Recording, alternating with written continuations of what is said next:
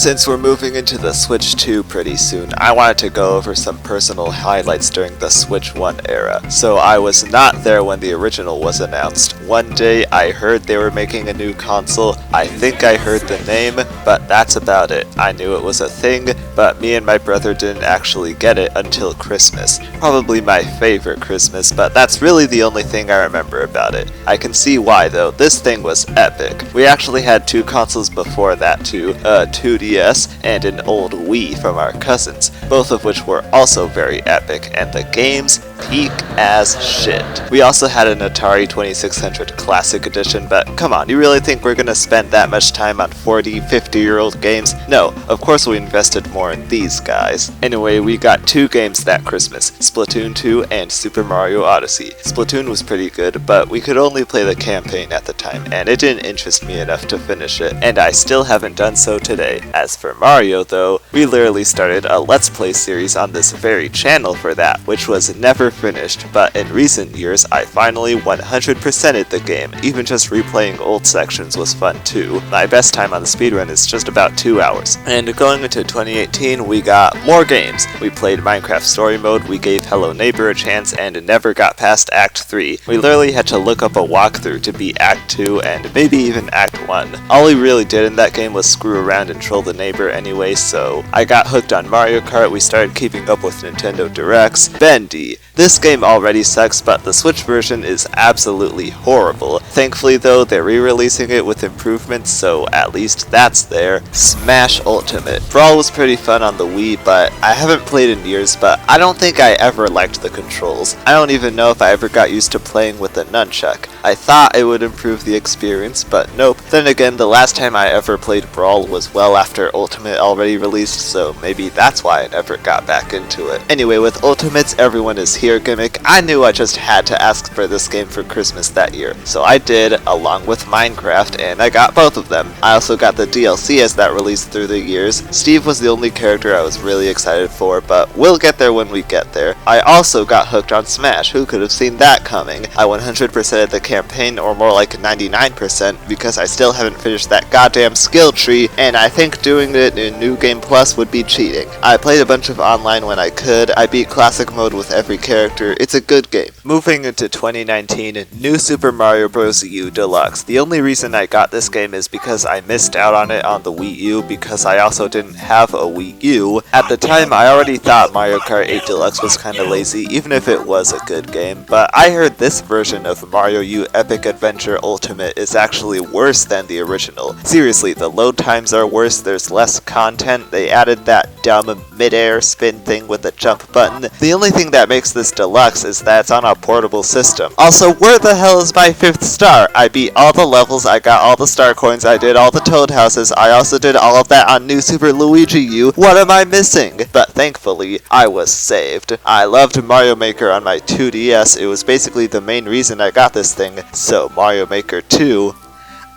This is easily the most excited I've ever been for any game. I kept up with all the early gameplay that released, I checked into Game Explained basically every day. I literally pre-ordered this game, that's how excited I was. June could not come any sooner. Oh, and it was releasing in June? You cannot get more perfect than that. 12-year-old me was gonna eat good. And guess what? I did. I might have played the 3DS version more, but this was easily my new favorite Mario game. I didn't even care that I couldn't play online. You think I was upset that I couldn't share my 3DS levels online? Even the post-launch major updates were exciting. On that note, however, I still won't forgive Nintendo for only doing 2 major updates. Why not just delay the game and add them at launch? I wouldn't have cared, this just seems like a waste of time. Pokemon Shield.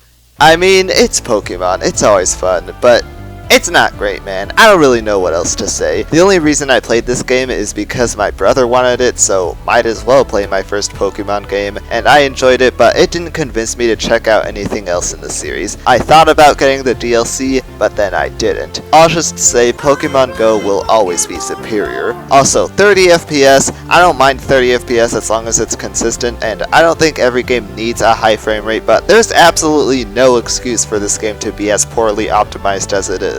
I got into actually playing survival Minecraft seriously It's Minecraft, what do you want me to say? I also played Fortnite for the first time in 2019. It was actually fun, but then I stopped playing and I don't know why. So even after I actually played it, I was still an avid Fortnite hater. And updating it every time was just a hassle, so my brother just deleted it from the system. I was surprised to see Smash getting more DLC. The Sans B costume was very funny and unexpected. Now moving into 2020, it took 1 or 2 months after release, but my brother downloaded Animal Crossing on the eShop, and let me tell you, this was probably the best time this game could have possibly released. Everyone was bored or miserable because they couldn't leave the house for anything, so you get this cozy, low-stakes game where you just build a town, hang out with your friends, and it came out on the same day as Doom Eternal. Everything worked out perfectly for its release. The game itself, though, it's absolutely not for everyone. The pacing is really slow, the load times are really long, and you can only have one island per system. God, that was annoying. Super Mario Bros. 35 was really fun. I even got the Vicroy before they shut it down. Oh, and since I had to do remote learning, my parents finally got Wi-Fi for our apartment. Now I didn't have to wait until going to my grandma's house to do literally anything Wi-Fi related. I would also have a reason to start paying for Nintendo Switch Online.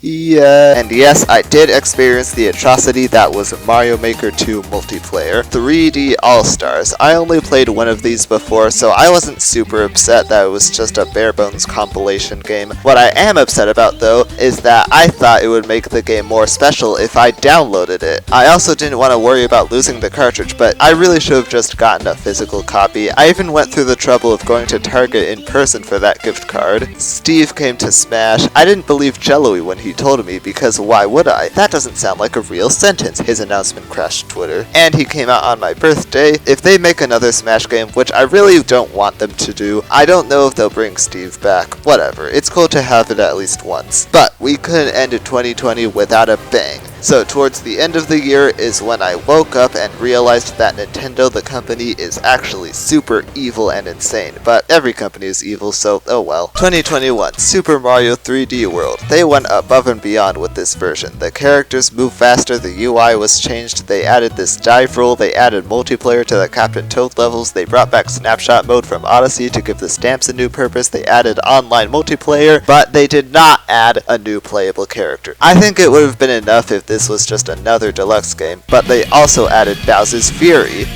It's good. I knew Zelda existed. I knew Breath of the Wild existed. I didn't care about any of that. But my brother got it at Target one day, the cashier said it was really good, Jello-y seemed to enjoy it when he started, so it became another might as well play game. Yo! Was that like one of the best games I've ever played? Seems like I got into it at the right time as well, because the second trailer for the sequel dropped, and oh my, Hylia! Releasing 2022. It got delayed. I picked up Game Builder Garage and I stopped playing after 2 weeks because I don't have the patience to learn game development. I've given it plenty of tries before and I just can't get into it. I'm more of a design kind of guy. I don't want to have to do any of the things. Not much noteworthy for a while after that. I played more indie games. FNAF Help Wanted was great. Oh, I also checked out 2 of the older Zelda games and I fucking hated them. 2022 Splatoon 3 came out. I usually play the Splatfests, but that's about the most I've put into it. I haven't finished the last game's campaign, and I haven't even touched this game's offline content. I know what happens though, so feel free to drop spoilers for other people in the comments. 2023, I played Portal, and I made my review months later, and I only bought the 2-pack on Steam because it was on sale. And now, Tears of the Kingdom. This was about the same level of anticipation I had for Mario Maker 2. I didn't pre-order it though, because I had to do school stuff first. The game came out, then 2 weeks later, summer vacation started, I picked up the game at Target where I had the same cashier experience except it was with a different person. It was better than Breath of the Wild. I want to replay both of them on the Switch too. Just when I thought the game couldn't surprise me anymore, it did so again. And again. And again.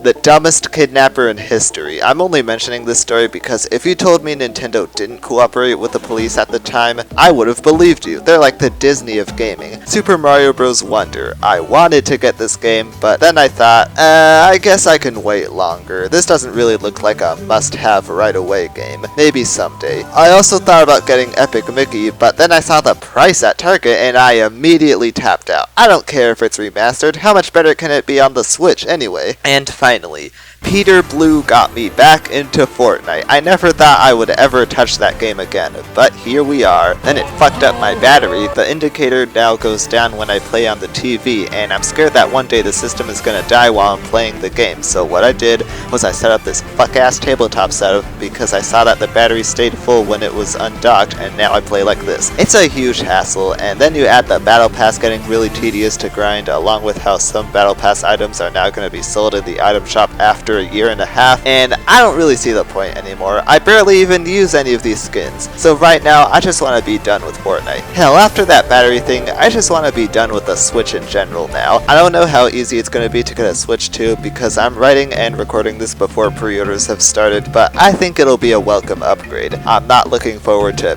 paying for it, but I am looking forward to not having to share it. Hopefully the new Joy-Cons don't drift either, but even if they do, I already have a Switch 1 Pro controller, so it won't be as tragic as having to replace my old Joy-Cons twice.